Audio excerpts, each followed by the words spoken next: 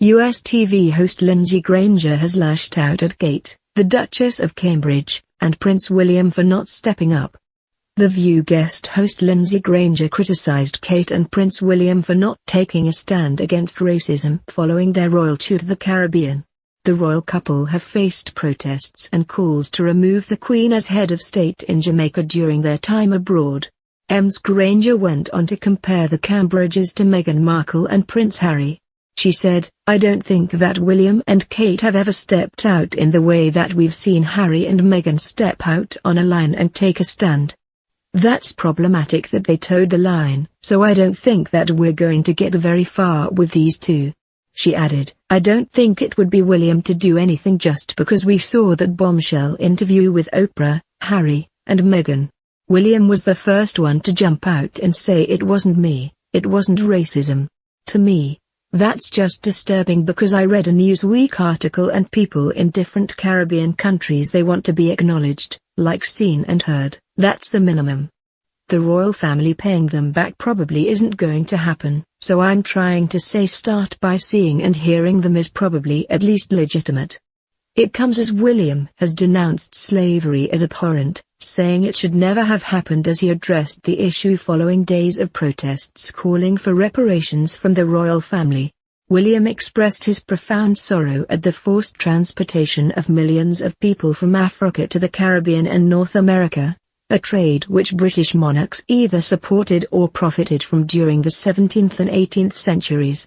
Speaking during his visit to Jamaica with Kate, he echoed the words of his father the Prince of Wales and described the slave trade as an appalling atrocity that stains our history, and he went on to acknowledge Jamaica's pain.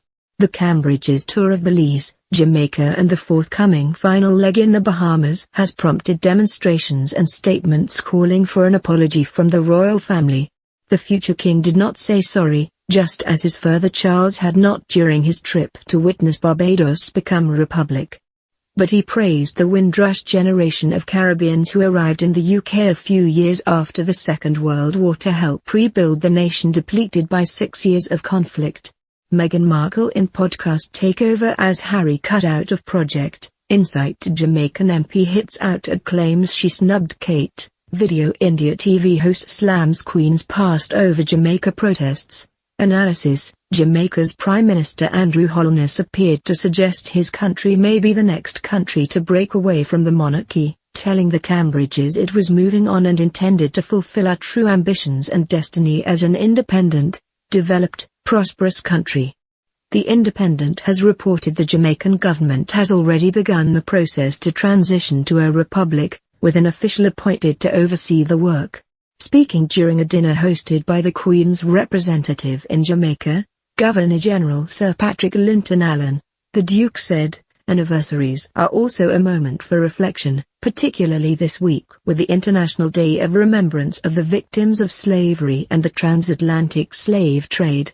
Commenting on the sentiment expressed by Charles when he attended the Barbados ceremony that saw it become a republic in November, he said, "I strongly agree with my father, the Prince of Wales, who said in Barbados last year that the appalling atrocity of slavery forever stains our history."